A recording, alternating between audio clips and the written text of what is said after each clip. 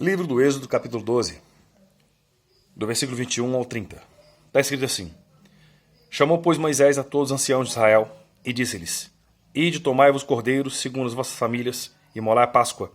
Então tomareis um molho de sopo, e embeloeis no sangue que tiver na bacia, e marcareis com ele a verga das portas, dos umbrais, mas nenhum de vós sairá da porta da sua casa até pela manhã. Porque o Senhor passará para ferir os egípcios, e ao ver o sangue na verga da porta, que ambos os umbrais, o Senhor passará aquela porta, e não deixará o destruidor entrar em vossas casas para vos ferir. Portanto, guardareis isso por estatuto para vós, para vossos filhos, para sempre. Quando, pois, estiverdes entrado na terra que o Senhor vos dará, como tem prometido, guardareis esse culto. E quando vossos filhos vos perguntarem: que quereis dizer com este culto? Respondereis: esse é o sacrifício da Páscoa do Senhor que passou às casas dos filhos de Israel no Egito, quando feriu os egípcios e livrou as nossas casas. Então o povo inclinou-se e adorou. E foram os filhos de Israel e fizeram isso, como o Senhor ordenara a Moisés e Arão, e assim fizeram. E aconteceu que à meia-noite o Senhor feriu todos os primogênitos da terra do Egito, desde o primogênito de Faraó, que se assentava em seu trono, até o primogênito do cativo que estava no cárcere, e todos os primogênitos dos animais. E Faraó levantou-se de noite, e ele e todos os seus servos, e todos os egípcios, e fez um grande clamor no Egito, porque não havia casa em que não houvesse um morto. Irmãos, estamos aqui diante de um fato que verdadeiramente aconteceu na terra do Egito, há muito e muito tempo atrás. Como todo mundo sabe, a maioria aqui sabe, que Abraão teve um filho, ficou 25 anos pedindo a Deus um filho, e Deus deu esse filho para ele, Isaac. Isaac também passou pela mesma situação, pediu a Deus um filho, e Deus deu para ele Esaú e Jacó. Jacó, então, por sua vez também, queria e precisava de uma experiência com Deus. Ele era um sujeito igual a mim, igual a você. Ele precisava muito de experiência com Deus, e ele era um sujeito, digamos assim, um sujeito tranquilo, ermo, né? Como diz o outro, resvalente na inércia. Sujeito completamente sem experiência alguma com Deus. E ele necessitava disso. Porque ele sabia muito bem o que Abraão, seu avô, tinha feito, o que Isaac, seu pai, tinha feito, só que ele não tinha experiência nenhuma com Deus. E todo mundo aqui com essa história aqui, a história sobre de Jacó. Jacó, então, para ser sincero, teve 12 filhos, e esses 12 filhos se originaram as 12 tribos de Israel, né? E nós sabemos muito bem da história que se originou, então, as 12 tribos de Israel. Não precisa estar contando aqui. Só que no final das contas, irmãos, aqueles 12 filhos, né? A maioria deles, digamos assim, tinham uma certa rixa com o tal de José, que era o filho mais novo. Era o penúltimo filho de Jacó. Era o penúltimo filho de Israel. Porque o último mesmo era Benjamim, e o penúltimo era José. E a Bíblia diz que José trazia uma má fama deles. Tanto que chegou uma certa vez que José ia atrás deles, foi um certo dia, um belo dia foi atrás deles, e eles então tentaram matar José, pegando José então, e alguns deles queriam matar, outros não, e disseram: não vamos fazer isso. Então jogaram ele dentro de um poço, passou uma tribo de ismaelitas, e aquela tribo de ismaelitas pegou ele então como escravo, venderam José para a tribo de ismaelitas. A tribo de ismaelitas viu que não tinha nenhuma necessidade, nenhuma utilidade com José, e a tribo de ismaelitas ia para o caminho do Egito e vendeu para a terra do Egito, na casa de Potifar. E todo mundo aqui com essa história muito bem. Também não precisa estar falando aqui, porque essa não é a mensagem principal que eu estou trazendo para os irmãos aqui. Mas a grande verdade é o seguinte: toda a família de José desceu ao Egito e foram morar lá. José se tornou um grande governador do Egito. Ele é somente abaixo de Faraó.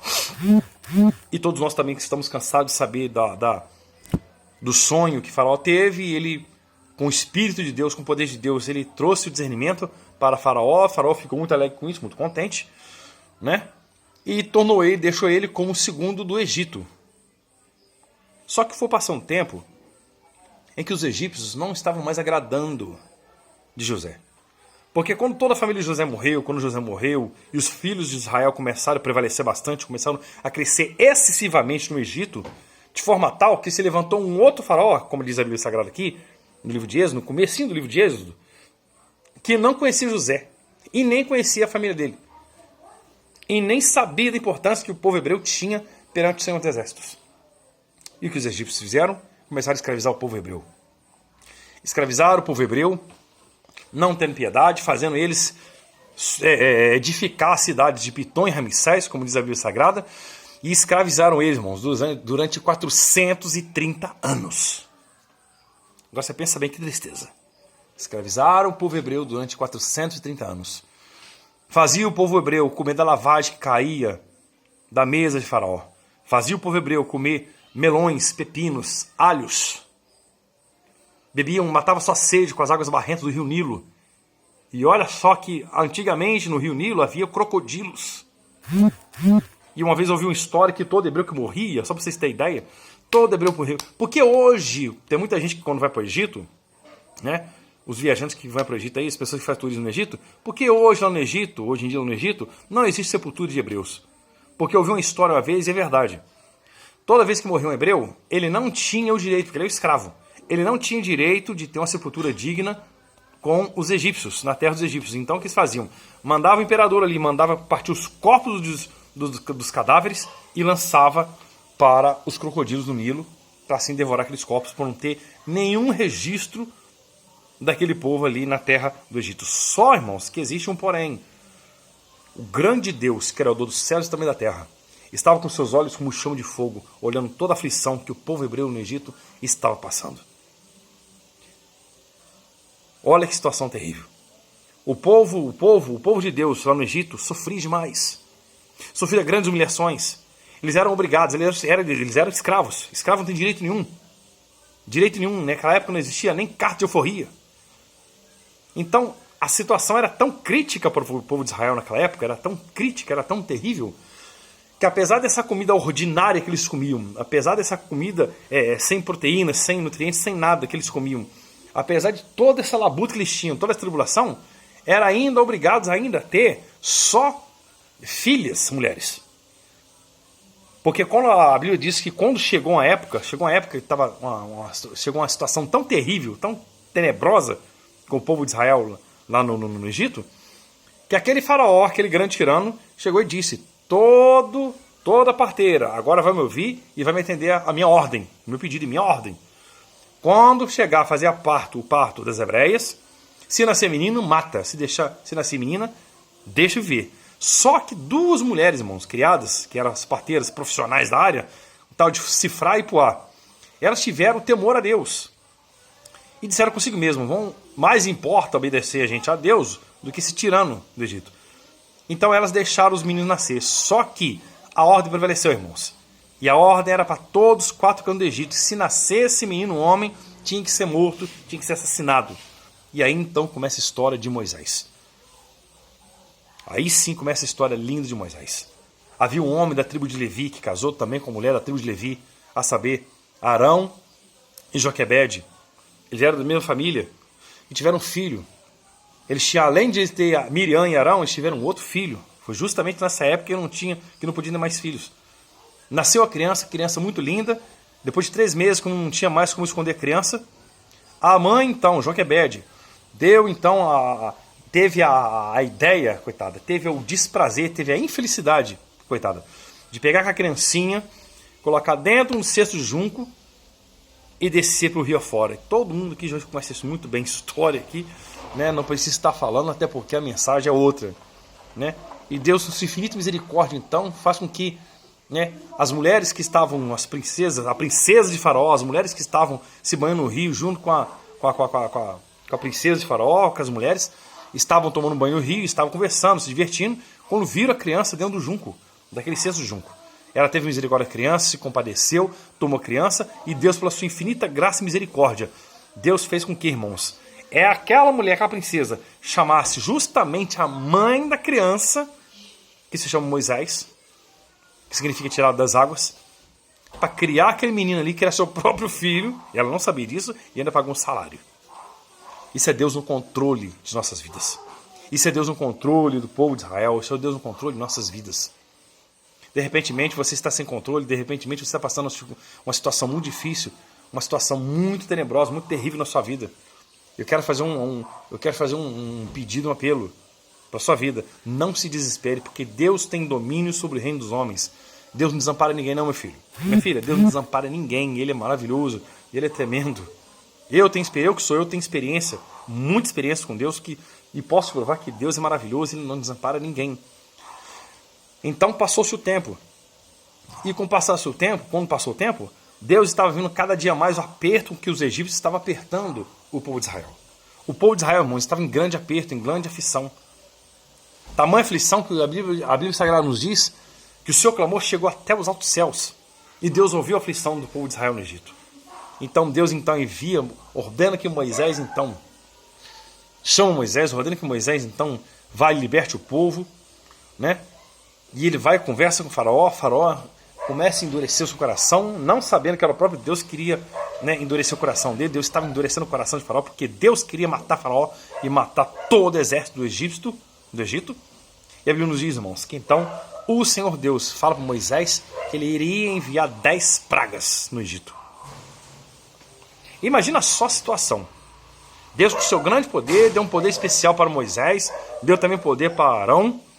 Arão era porta-voz de Moisés, Arão é que apregoava a situação, toda a mensagem de Deus, e era Moisés que fazia os milagres. Então Deus, pela mão de Moisés, faz milagres extraordinários, faz coisas tremendas, que sinceramente, se eu fosse daquela época, eu ficaria embasbacado, ficaria de boca aberta, que é coisa tremenda.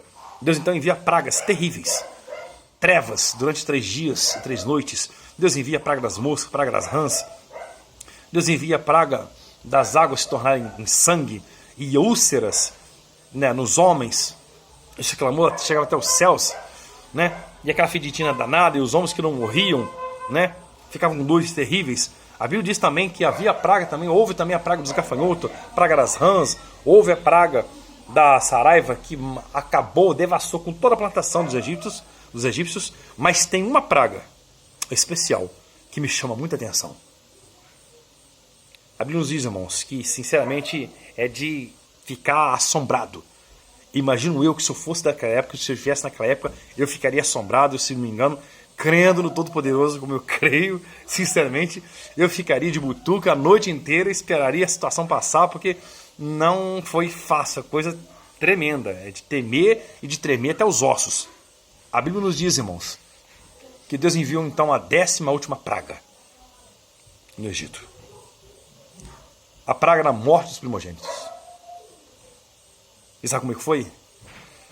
Foi tão terrível, essa praga, foi tão terrível, que a Bíblia nos diz, irmãos, que Deus então ordena para que os hebreus, lá na terra de Gósen, pegassem um cordeiro novo, ou senão um cabrito. Então pegasse aquele bichinho sem mancha, sem ruga, sem defeito algum, que imolasse aquele cordeiro no 14º dia, se não me engano, no mês de janeiro, e que imolasse à tardinha, e pegasse com a bacia o sangue daquele bichinho, e espargisse então com sangue as portas, espargisse com sangue as portas, pegasse um sopo embebido com sangue, espargisse nas portas, nos umbrais das portas e das janelas. Que a Bíblia diz que o Deus Todo-Poderoso, Criador dos céus e da terra, ele ia passar com o destruidor, ia matar tudo que era primogênito, desde o primogênito do faraó, desde aquele mais miserável do Egito, até o primogênito dos animais. E quando foi no dia exato, na hora exata, à meia-noite, a Bíblia nos diz, irmãos, que Deus então passa com o destruidor, com o ministro de Deus, com o anjo destruidor, à meia-noite daquele dia, daquele fatídico dia. E ele passa então e começa a destruir, começa a matar todos os primogênitos do Egito. Desde o primogênito faraó que se assentava no trono com ele, até o primogênito dos animais. Houve grande morticínio, ninguém entendeu nada. E a Moisés e Arão havia dito, liberte o povo de Deus. Assim diz o Senhor dos Exércitos, liberte meu povo, para que meu povo celebre para mim uma festa no deserto. Só que o faraó, irmãos, não queria deixar de forma alguma. O faraó estava com o coração duro, o próprio Deus queria matar ele. O próprio Deus queria destruir ele junto com todo aquele exército lá. E a Bíblia nos diz, irmãos, que chegou naquele dia e naquela noite, que Deus então passa com o destruidor e mata todos os primogênitos. De menos matou os primogênitos da terra de Gósen. Porque a Bíblia nos diz, irmãos, que havia sangue nas portas da casa dos hebreus, da tenda dos hebreus, na casa deles, e nas janelas. Havia sangue nas portas, no ombreiro das portas e das janelas. O que você quer dizer com isso, meu irmão? Simples. Simples. Olha o que está acontecendo nos dias de hoje. Temos aí o Covid-19, para todo mundo ver. Todo mundo está com medo. Tudo que é comércio está fechado. Tudo, todas as coisas, todos os comércios, todas as lojas, tudo que é ambiente está fechado. E a ordem é que todo mundo se fique em casa. Eu por isso digo, não estamos livres dessa situação, dessa pandemia toda. Não. Mas a gente confia em Deus. Nós sabemos que o nosso Deus, Ele é todo poderoso, Criador dos céus e também da terra. Ele é poderoso para nos proteger, para nos guardar e nos livrar de todo mal. E eu vou te falar uma coisa. Se você não tem Jesus na sua vida, se você não tem esse Deus maravilhoso na sua vida, você corre um risco muito grande, de andar, sabe como? Como morto-vivo. Porque aquele que tem Jesus na sua vida, ele vive, mas viverá eternamente. Porque Jesus nos concedeu a vida eterna no seu sacrifício na cruz do Calvário. Ele é o nosso cordeiro imolado, que nos deu a sua vida, nos deu o seu sangue, nos purificou, lavou todo o nosso pecado, lavou a nossa alma, nos perdoou, nos purificou, nos trouxe a paz, nos deu a paz. Mas e aquele que não tem Jesus? E aquele que vive nesse mundo? Se você não tem Jesus no seu coração, se você não tem Jesus na sua vida, eu lhe convido então você a receber no seu coração, a aceitar Jesus, receber Jesus no seu coração, se converter dos seus maus caminhos, se arrepender dos seus pecados e em nome de Jesus Cristo se tornar uma nova criatura no nome de Jesus Cristo a partir de agora. Se você tem esse desejo no coração, não espere que as coisas compliquem para você. Porque, irmãos, não sabemos, eu costumo dizer isso nas minhas pregações, nas igrejas que eu passo por aí, eu costumo dizer que nós não temos essa sabedoria, nós não temos essa graça de saber quando a gente vai partir para a eternidade. Pode ser hoje, pode ser amanhã, pode sair daqui a pouco, pode ser um minuto, um segundo, a gente não sabe. Eu posso sair daqui, posso cair duro ali no chão, ali, ó. A gente não sabe. Mas o nosso Deus, Ele é maravilhoso, Ele é todo poderoso, para te dar hoje a vida eterna, para te cobrir com o sangue dEle. Porque só o sangue de Jesus tem o poder de purificar os pecados. Só o sangue de Jesus tem o poder de perdoar os pecados. Só o nosso Deus, Ele foi suficientemente homem, o nosso Deus foi suficientemente amoroso, um Deus maravilhoso e tremendo, que deixou a sua glória. Eu costumo dizer, irmãos, que Jesus não deixou a sua glória. Jesus abandonou a sua glória, deixou mesmo a sua glória, correndo risco. Porque se o sacrifício desse errado, estaremos todos perdidos. Às vezes você pergunta assim, teria como o sacrifício de Cristo dar errado? Teria. Por quê? Porque quando se colocava um condenado na cruz, a pendência é o quê? É a cruz matar aquele condenado asfixiado. Lógico, todo o sangue ia se esvair. Né? Na situação de Jesus foi bem pior, porque ele levou uma costa de varas, depois levou uma surra de zorrague. Depois ele foi crucificado, colocaram a coroa de espinho na sua cabeça, entendeu? Bateram nele, esmurraram ele, deram um chute, pontapé nele, deram socos, bofetadas, cuspiram no rosto dele, humilharam ele de tudo quanto é forma. Então todo o seu sangue se esvaiu pelas chicotadas, pelos socos, por tudo, pelos pregos, nos cravos nas mãos, nos pés, na coroa de espinhos. E vou falar uma coisa com você, tá? Você que está me ouvindo aí, está me assistindo aí, eu te aconselho, você, em nome de Jesus Cristo, se converter dos seus maus caminhos e pedir perdão a Deus, porque nós não sabemos o dia em que nós estaremos vivos. Você sabe o dia que você vai partir? Não sabe, eu não sei. Eu só tenho uma coisa para te falar. Creia que Jesus Ele é maravilhoso. Creia que Jesus é todo poderoso para nos perdoar nossos pecados e para nos livrar de todo mal. Só Ele tem o dom da vida. Ninguém mais tem o dom da vida. Ninguém mais. A Bíblia Sagrada nos diz o seguinte, lá no livro do Evangelho de João, que Jesus é o único caminho, a verdade e a vida. Ninguém vem ao Pai senão por Ele. Ninguém. Sabe por que nós cristãos dizemos isso?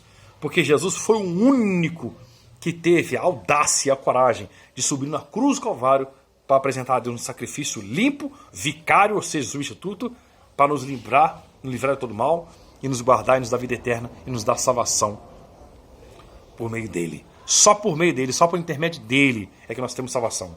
A Bíblia Sagrada nos diz, se não me engano, no livro de Atos dos Apóstolos, que não há nenhum outro Salvador e nenhum outro mediador perante Deus e os homens, para saber, Cristo Jesus, nosso Senhor. Não há. Porque só Ele, irmãos, só Ele teve a coragem, a audácia de morrer por nós, nos trazer um sacrifício vicário por nós. Que a Bíblia Sagrada nos diz que Ele, lá de cima dos altos céus, Ele olhou lá de cima dos altos céus, aqui embaixo, e não viu um justo sequer que fizesse o bem e que nunca pecasse. A nossa situação estaria terrivelmente perdida. Porque tem muita gente que faz vista grossa. Tem muita gente que faz vista grossa. Sabe o quê? Diante das coisas que estão acontecendo por aí. Tipo assim, morre fulano, morre ciclano, mas eu não morro porque eu sou imortal. Ah, tá, vai então. Todos nós estamos aqui, nascemos, crescemos, vivemos e um dia morreremos. E para onde você vai? Para onde você vai? Ou você está achando que você vai reencarnar? Ou você está achando que você vai voltar como um rato? Ou como uma pedra, ou como alguma coisa assim? Grande mentira de Satanás. O diabo quer colocar dúvida, quer colocar confusão na sua vida. Existe só 2 caminhos que a Bíblia nos ensina. Ou o céu ou o inferno. Qual é o lugar? Qual é o ambiente que você quer viver? Qual é o caminho que você quer escolher para a sua vida? Analisa bem. Analisa bem. Desde o começo, desde o início da igreja primitiva até os dias de hoje, não se fala em outra coisa. A palavra é a mesma de sempre e será até o fim. Jesus Cristo é o único que tem poder para salvar o homem dos seus pecados. Jesus Cristo é o único que pode salvar o homem da escravidão do pecado. Jesus é o único que pode te livrar das garras do crack, da maconha, do vício do cigarro, do vício das drogas, do vício da bebida, do álcool, que um dia também eu fui doidão. Um dia eu também fui maluco pra caramba. Eu fui um sujeito que só Deus fez misericórdia na minha terra lá. Mas o Senhor teve misericórdia, me resgatou das trevas, passou maravilhosa luz. E hoje nós estamos aí, irmãos, pregando a palavra do Senhor, entendeu? E dizendo que só Jesus é o Messias prometido. Só Jesus é o Senhor, só Jesus, Ele é maravilhoso e a Ele seja dada a honra e glória para todos sempre. Então eu te faço esse convite, em nome de Jesus Cristo, que Deus possa abençoar a sua vida, Deus possa abençoar você, na sua casa, no seu trabalho, aí onde quer que seja, no hospital, no presídio. Deus te abençoe de forma tremenda e eficaz. Mantenha o sangue de Jesus nas umbrais das suas portas, das suas janelas, do seu lar, da sua vida, do seu coração, da sua alma. Porque a Bíblia Sagrada diz que aquele que pertence a Deus, aquele que é de Deus, o maligno não lhe toca. Mas de jeito nenhum, o diabo não tem poder contra você. Porque você se torna, quando você aceita e recebe Jesus no seu coração, você não se torna mais propriedade de qualquer um, você se torna propriedade do Deus vivo, daquele que fez grandes coisas por nós. E a Bíblia nos diz, irmãos, que então todos os primogênitos do Egito foram mortos, porque eles não tinham sangue do cordeiro nos umbrais de suas portas e das suas janelas. Passou o Senhor Deus, junto com o anjo destruidor, e matou todos os primogênitos. E neste momento, aqui, ó, a gente está aqui, ó, no mesmo capítulo aqui, ó, de Êxodo, capítulo 12, versículo 31 em diante. Está aqui, ó. Então o faraó chamou Moisés e Arão de noite e disse: levantai-vos, sai do meio do meu povo, tanto vós como os filhos de Israel, e ide servir ao Senhor como tendes dito. Que eles ficaram com medo. Foi a gota d'água que faltava, irmãos. Que eles não queriam mais saber de nada, foi a gota d'água que faltava. E eles estavam desesperados, porque eles falavam com os outros: nós vamos morrer. Morrer nossos filhos, nós vamos morrer. Só que o nosso Deus é tão maravilhoso, irmãos, que Ele enviou as 10 pragas do Egito, justamente para mostrar seu grande poder. E Deus fez ainda mais. Todo mundo aqui conhece muito bem a história, mas vale a pena repetir. Quando chegou lá na beira do mar vermelho, não tinha passagem.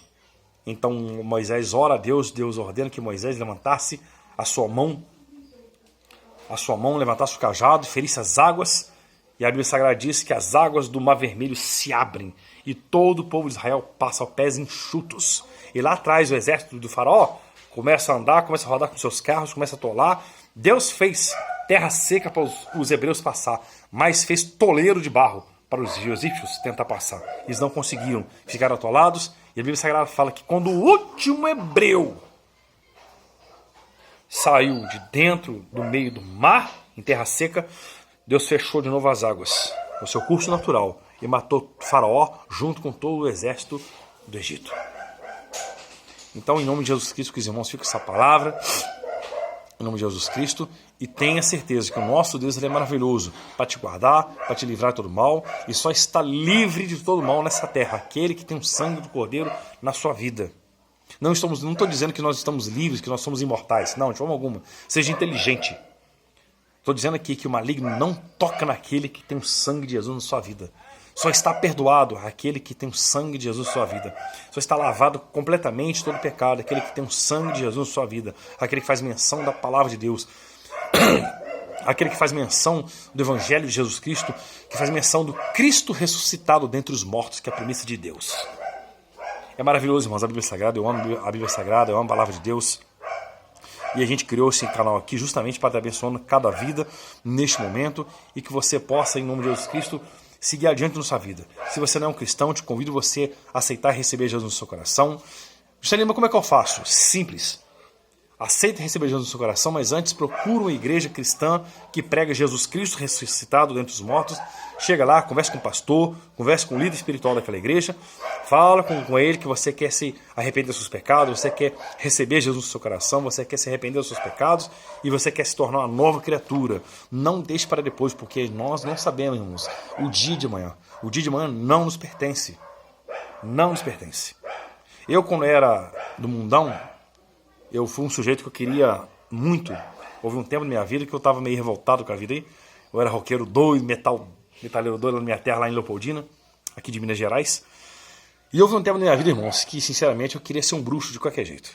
E eu frequentava muito cemitério. Só que eu não cheguei a fazer nenhum ritual de magia negra, não cheguei a fazer nenhum ritual de voodoo, nem dessas bruxaria nenhuma, porque o Senhor Jesus me resgatou antes. Eu glorifico a Deus. Mas eu cheguei a frequentar cemitérios. Eu posso te garantir que no cemitério tem vaga para tudo que é tipo de gente, tá? Tem sepultura pequena, tem sepultura mediana, tem sepultura grande, tem sepultura e caixão para todo mundo, para tudo que é estatura. Mas será que você está falando? Por que você está falando isso? Está tentando me fazer medo? Não, de forma alguma. Estou tentando te lembrar o seguinte, que hoje você está aqui, mas e amanhã? Será que você está perdoado? Você se reconciliou com Deus? Você que está desviado da presença de Deus? Você que se desviou completamente da presença de Deus? E aí, como é que está a sua vida? E você que está dentro da igreja e brinca de ser cristão? Rapaz, você não teme a Deus não, cara? Você, moça, que brinca com as coisas de Deus, você não teme a Deus não? Você que vive na igreja por causa disso aqui, ó, por causa do vinho metal, você não teme a Deus não? Você não tem um pingo de temor a Deus não? Você não tem um pingo de temor de Deus, uma vergonha na cara não? Se de hoje para amanhã você morrer, você vai para o inferno. E não paga para ver isso não, tá? Que eu não quero desejar esse mal para você. Então, em nome de Jesus Cristo, vamos temer a Deus, irmãos. Vamos nos converter nos nossos maus caminhos. Vamos pedir perdão a Deus. Se você está com uma situação difícil na sua vida, peça ao Senhor para te ajudar. Se você tem alguma coisa que está te agarrando, não está deixando você, né, se aprofundar nas coisas de Deus, peça ao Senhor para retirar isso de você. Que o nosso Deus, Ele é maravilhoso. Ele é todo poderoso para nos ajudar e nos fortalecer até nós chegarmos à estatura de varão perfeito. E da estatura de varão perfeito, Ele vai vir então arrebatar a sua igreja e estaremos com o Senhor para sempre nos ares. Então, irmãos, essas são minhas palavras em nome de Jesus Cristo. Mantenha o sangue de Jesus Cristo em vossas vidas, para que estejamos sempre perdoados e fortalecidos no reino de Deus em nome de Jesus Cristo. Amém.